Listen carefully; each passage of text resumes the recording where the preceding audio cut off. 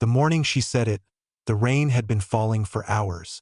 Not dramatic, not the kind of storm you remember, just a steady, persistent drizzle that made the world feel hushed. I was standing in the kitchen, barefoot on the cool tile floor, waiting for the kettle to finish. She came down the stairs in silence, sat across from me, and said without looking up, "I think I want to feel free for a while." There was no anger in her voice. No apology either, just that soft finality people use when they've already rehearsed something 100 times in their mind. Her name is Callista, a name as light and floating as she always wanted to be. For nearly a decade, we built a quiet life on the outskirts of Asheville, North Carolina. A house with wide windows, shelves full of mismatched books, a garden that she tended while humming songs without lyrics. We had dinner by candlelight more often than not. Not out of romance, but because we both liked the warmth of the flicker better than the glare of the overhead bulbs. We weren't broken. At least I didn't think we were. Sure, things had grown quieter between us, but I thought that was the rhythm of time. People settle into comfort. The wild love becomes a softer sort of partnership, doesn't it? That's what I believed. I thought she did too. I asked her what she meant by free. She traced her finger along the rim of her mug before finally whispering, "I don't know, just not tied to anyone. Not right now." The rain outside tapped against the glass like it was listening. I didn't raise my voice. I didn't beg. I just stood there, the kettle now shrieking behind me, and watched the steam rise until I couldn't see her face clearly anymore. She left 2 days later. Not with fury or suitcases thrown into a car, just a soft departure. A few bags, a short note, a whisper of perfume left in the closet where her dresses used to hang. She said she wasn't running from me, just toward herself. I told her I understood even though I didn't, not then. What followed was strange. The quiet I used to enjoy became unbearable. I kept cooking dinner for 2 out of habit. I kept buying her favorite tea. I told people she was visiting her sister when they asked. Truth is, I didn't know where she'd gone. She stopped answering my messages after the 3rd week. And yet, I wasn't angry. Not yet. I was still somewhere between confusion and hope. The first night I realized she wasn't coming back, I sat outside on the porch with a blanket over my shoulders and tried to remember the exact moment she stopped loving me. I couldn't find it. There was no betrayal, no name spoken in secret, no sudden shift in routine. It was as if she'd slowly floated upward, and I, without even noticing, had loosened the string. But this story isn't about her leaving. Not really. It's about what happened after. About the quiet strength I didn't know I had. About the unexpected way life began to shape itself in her absence. About what she said when she finally came back and saw what I had become. The day after she left, I sat on the edge of our bed for what must have been 2 hours, still not fully understanding that the indent in the mattress beside me wouldn't refill. I didn't cry. I didn't even speak. I just watched the sunlight crawl across the wooden floor like it was looking for something. 2. Maybe the version of us that used to dance there barefoot on Saturday mornings. Callista and I weren't loud people. Even our love had been quiet, more glances than grand gestures, more steady comfort than cinematic passion. But the silence she left behind wasn't peaceful. It was something else, something heavier. I went to the grocery store later that afternoon. Muscle memory is strange. I found myself grabbing her yogurt, her mint toothpaste, even the lemon soap she used to keep by the sink. I only realized what I was doing when I got to the checkout and saw the clerk bagging a life that no longer existed. I paid anyway, threw it all in the trunk, and drove home in silence. When I got back, I left the bags in the car and just stood in the driveway, staring at the front door like it didn't belong to me anymore. It was the first time I felt like a guest in my own life. I kept telling myself it was temporary, that she just needed a break. Space, that's the word she used. But deep down, I knew better. People don't pack up and leave homes that feel like home. They don't need to search for themselves unless they've already begun to imagine their life without you in it.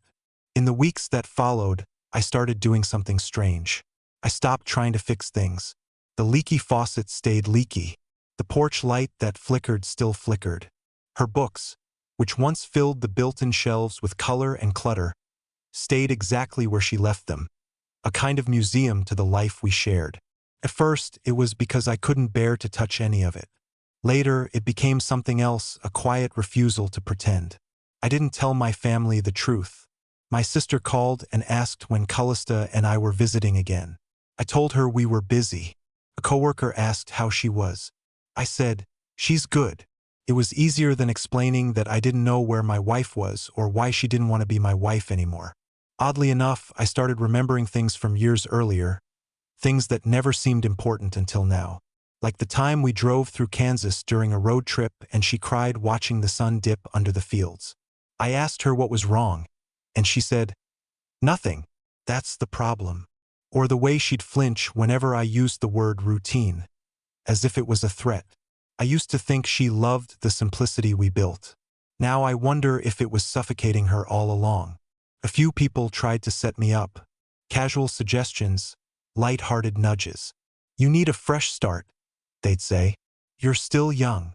But there was something hollow about the idea of starting over while the echoes of your last goodbye still lived in every corner of your house.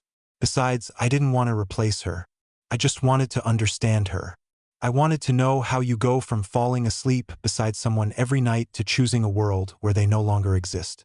And yet, something in me had already begun to shift. Slowly, quietly, the grief stopped feeling like drowning and started to feel like drifting. I began to read again. Books I picked, not ones she'd left on the table.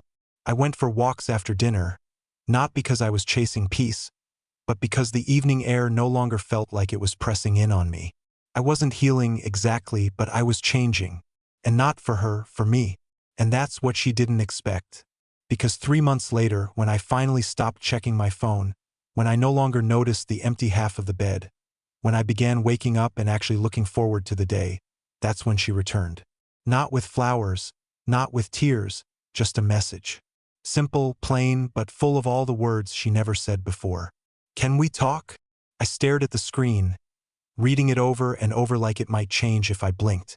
And the strange thing was, I didn't feel anger or longing or even satisfaction. I just felt still because I wasn't the man she left anymore. I didn't answer right away. Her message sat there on my phone like a postcard from a country I'd already left. "Can we talk?" Those 3 words. So small, so polite, so late. I stared at them for an hour without moving. The kettle boiled. The dog barked. The mail slipped through the front slot and thudded against the floor. But I stayed still, phone in hand, thumb hovering. Not because I didn't know what to say, but because for the first time in months, I didn't feel anything that needed to be said. I didn't block her. I didn't reply either. I just left it. And that choice, that moment of absolute stillness, said more than any response ever could. The next morning, I did something simple. I rearranged the living room, not just moved a few cushions. I pulled the couch from under the window, flipped the rug, took her favorite chair, the one she'd insisted we buy from that artisan place in Asheville, and dragged it out to the curb. A couple walking their golden retriever asked if it was free. I nodded. They thanked me. The dog wagged its tail. Just like that, it was gone. That night, I slept on the opposite side of the bed, the one she used to claim. Not out of spite, not even symbolically. I just wanted to see how it felt. It was like stepping into an old theater where a different life had once played out. A stage left behind by 2 actors who'd long since exited. By the 4th day, she texted again, longer this time. "I miss the way we used to talk. I know I said I needed space, but I don't know if that space helped me find anything. It just made everything feel emptier. I don't know what I was expecting, but I didn't expect it to hurt like this." She ended it with, "Please don't shut me out. Just talk to me." I placed the phone screen down and left the house. I didn't take the car. I walked past the bakery where she used to buy her favorite bread. Past the dog park where she once said she'd take up photography. The air smelled like freshly cut grass in late spring. And somewhere along the way, I noticed something that caught me off guard. I was breathing easier. A week passed. I never responded. She called once. I didn't pick up. Not because I was punishing her. I didn't feel vengeful. Just done. There's a strange clarity that arrives when you realize someone left thinking you'd collapse without them. When they picture you frozen in place, arms stretched toward a door they locked behind them, and instead you're standing somewhere else entirely, not even glancing back. I began doing things I hadn't done in years.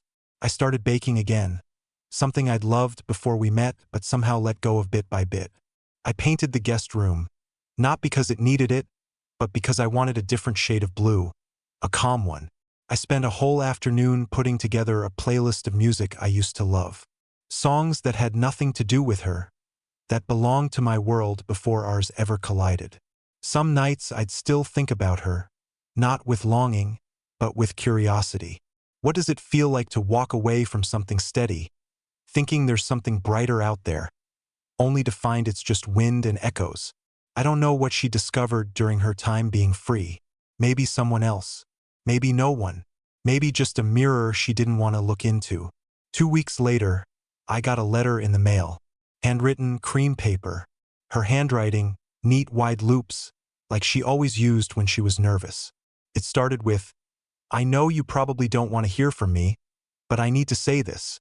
I didn't open it. I didn't throw it away either. I just placed it in a drawer. Not because I was holding on to hope, but because I'd already released her long before she realized she wanted to be held again. And that was the thing she never saw coming. You want to know what's strange? It wasn't the silence that felt unfamiliar. It was the absence of watching over someone else's emotional weather. I didn't realize until she left how much of my time had been spent reading the temperature of her moods, watching the way she stirred her tea, listening to the speed of her steps on the stairs, trying to guess from her voice whether she needed space or closeness that day. I used to call it love. Maybe it was. Or maybe it was just quiet survival. Trying to hold on to something that had already started slipping the way water does through cupped hands. It's funny how often people ask, did she cheat? Like they need a villain to root against. No, she didn't. She didn't scream, she didn't slam doors. She just faded. And fading is so much harder to explain. No one shows up to console you for that. No one starts a fire in your honor when the love dies of cold instead of heat. I think that's the part that haunts me the most. How long I kept showing up to something that was no longer being hosted. It's been 2 months now. I've stopped counting the days. Not out of strength, but out of irrelevance. It no longer matters how long it's been since she said, "I need something different." That sentence used to replay in my head at night, echoing off every wall like a smoke alarm I couldn't shut off. Now it's just part of the noise of life, like distant traffic or wind through trees. Last week, I took a road trip alone. No playlist, no destination, just the soft hum of tires and a trunk filled with things I used to put off. A folded-up easel, a journal I'd never written in, a dusty camera I bought 5 years ago but never learned to use. I stopped by a lake whose name I never knew and stayed until the sky dimmed into shades of rust and violet. I didn't check my phone once.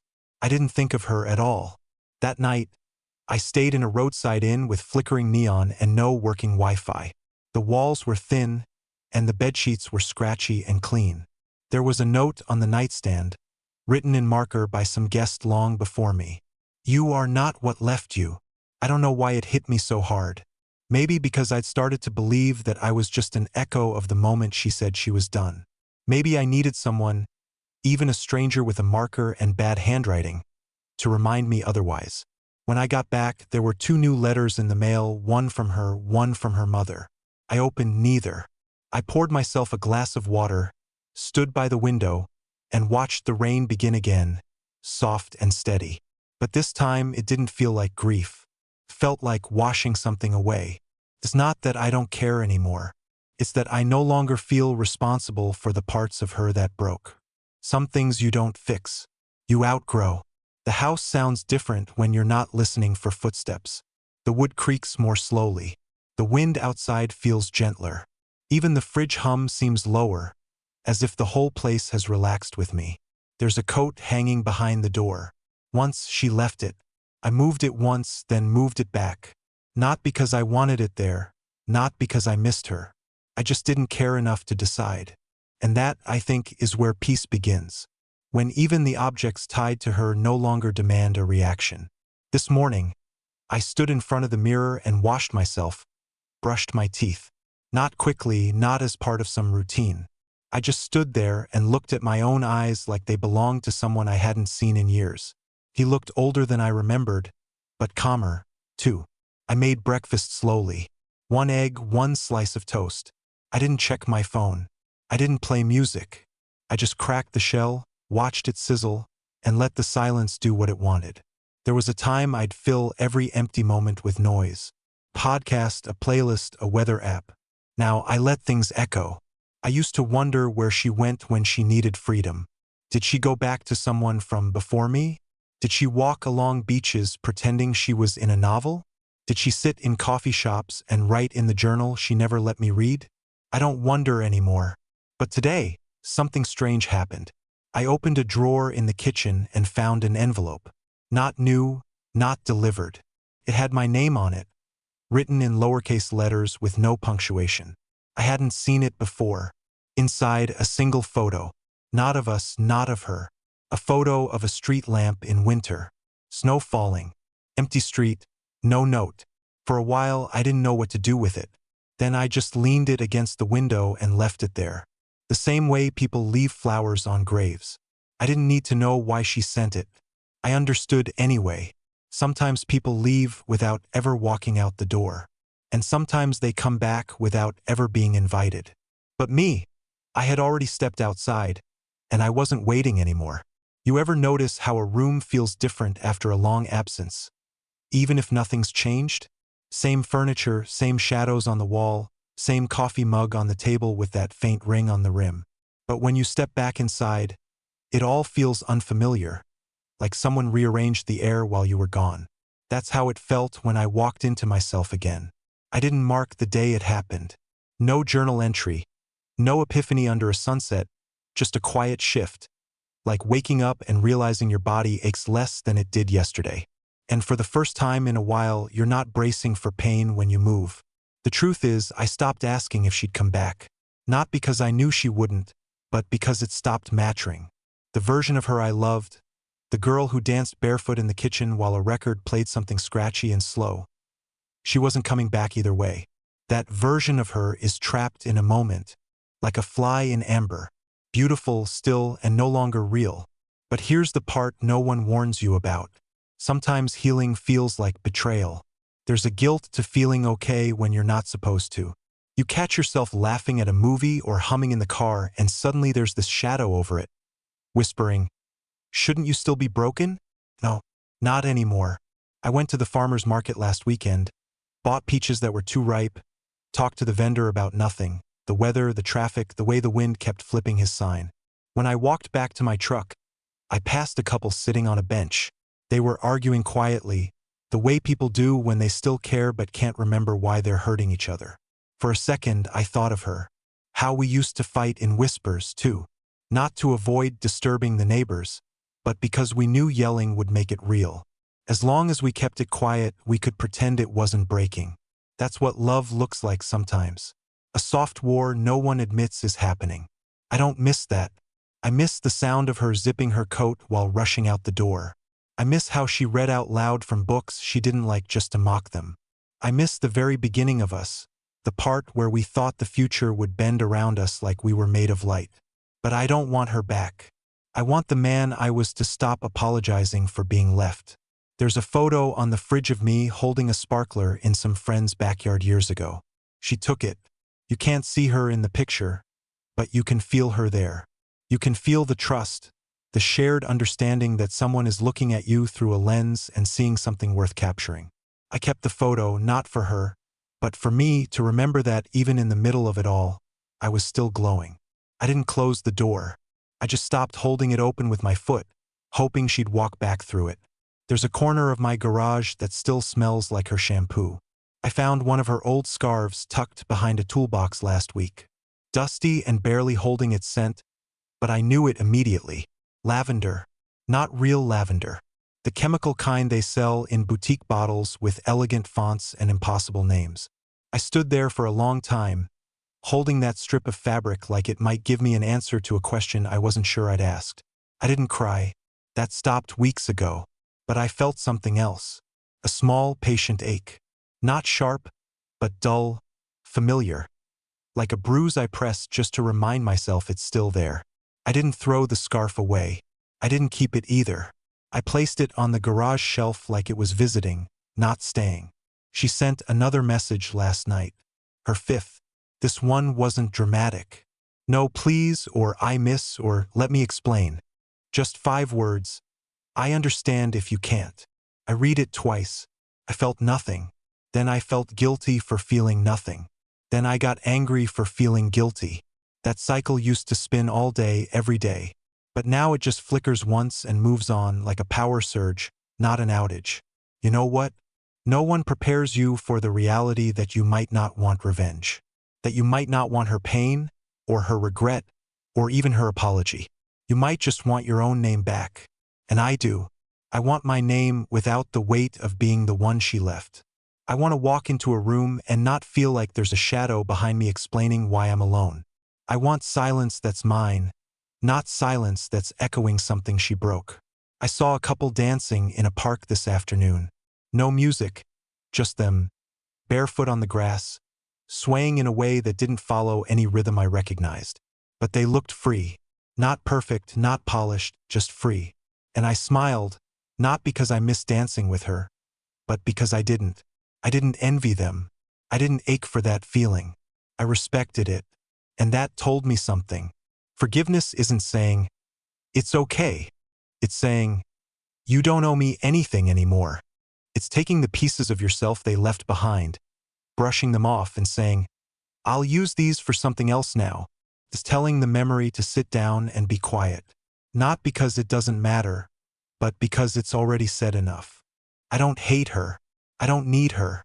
And I don't need to know if she understands what she lost. That part, that responsibility, left with her, and I'm not going to carry it back. The sun came through the kitchen window this morning at an angle I hadn't seen in months. I stood there pouring coffee, and it caught the steam in a way that made the whole room glow. It wasn't a big moment. No grand realization. No tears. Just a small shift in the air. A subtle peace that landed on my shoulders without asking. I realized then I was done carrying her absence like it was something I needed to honor. The weight of it, her leaving, the silence, the letters, the strange photo, the questions I stopped asking. All of it had quietly dissolved into something softer, like dust settling after a storm. And in its place was something I hadn't felt in a long time. Room. Space. Not for her return, but for my own beginning. I spent most of the afternoon outside. No headphones, no distractions, just the breeze brushing through the trees and the sound of my neighbors' wind chimes doing their best to find a tune. I pruned a few branches. I planted new herbs in the garden bed she never liked. Basil, thyme, and a little rosemary. I don't even cook with them that often. I just liked the smell. Felt like a small promise to the future. A few friends came by in the evening, not out of concern, not to check in, just to hang out. We grilled. We talked about absolutely nothing. And for the first time in a long while, I didn't feel like the guy they were still tiptoeing around. I laughed without effort. I told stories without filtering them for sadness. I was present. Not surviving, just being. When they left, I didn't check my phone. I didn't wonder if she'd message again. I didn't care. Instead, I sat outside alone under a sky that had finally cleared. No clouds, no haze, just stars, quiet and countless. I leaned back in the chair, arms behind my head, and let out a breath I didn't know I was holding. It didn't carry grief with it, just stillness. She once told me she wanted to be free. She said it like it was something I'd taken from her. But here's the truth, the one I hadn't been ready to say until now. I'm free too. Not because she left, but because I finally stopped waiting for the life we were supposed to have and chose the one I could build fully without her. It's not dramatic, not loud, just good. Quietly, deeply, unexpectedly good. And that is more than enough.